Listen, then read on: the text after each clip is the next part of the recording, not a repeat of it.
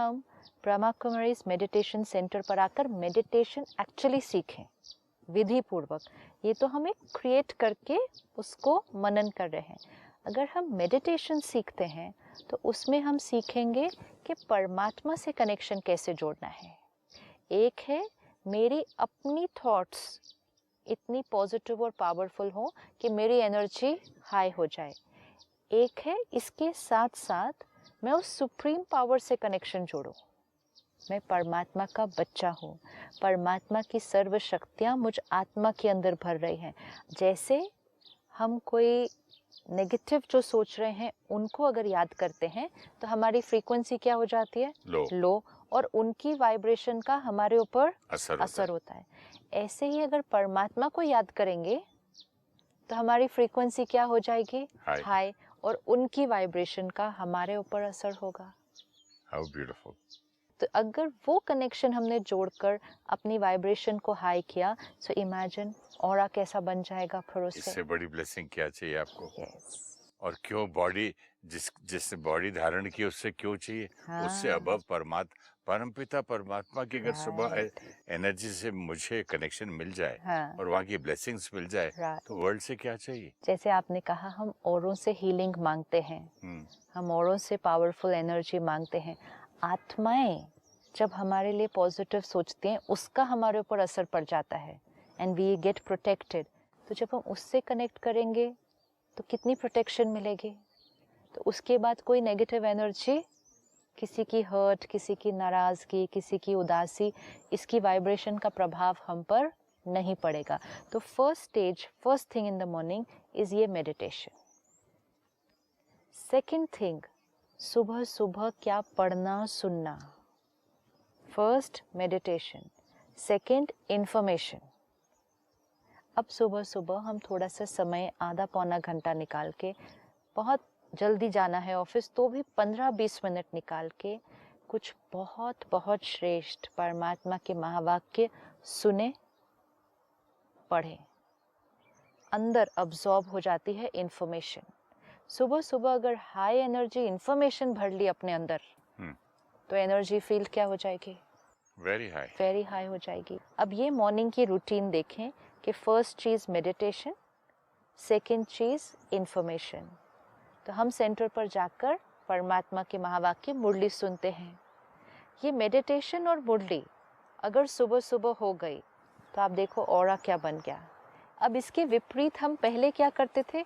सुबह उठते first thought, tired उठे हुए हैं, थके उठे हैं, चाय थोड़ी स्ट्रांग पिला दे तो उठूं, ये सब करते हैं। फिर उसके ऊपर सामने वो चाय के साथ न्यूज़पेपर आ जाता है। यस, तो ये है मेडिटेशन एंड मुरली, ये है ऑर्डिनरी वेस्ट थॉट्स।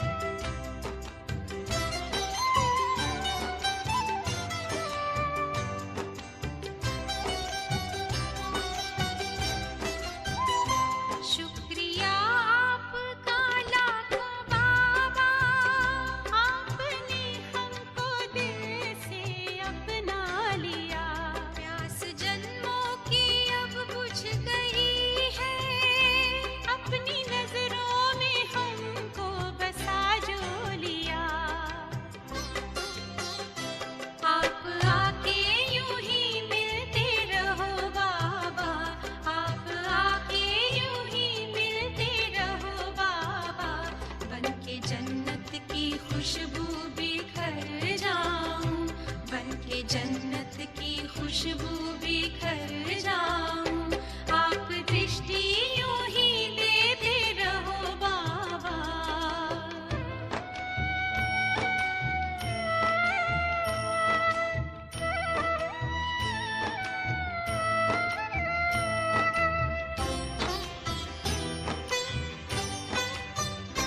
हर कल्प यूं ही मिलते रहेंगे, प्रीत की डोरी ऐसी है बांधी, आपसे दूर ना रह सकेंगे, आए माया की कितनी भी आंधी।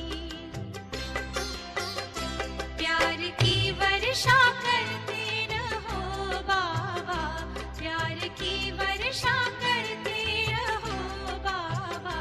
मैं स्नेह के मोती से भर जाऊं, मैं स्नेह के मोती से भर जाऊं, आप दृष्टि यूं ही देते रहो बाबा, आप दृष्टि यूं ही देते रहो बाबा। सुख सागर में गहरे उतर जाऊं, सुख सागर में गहरे।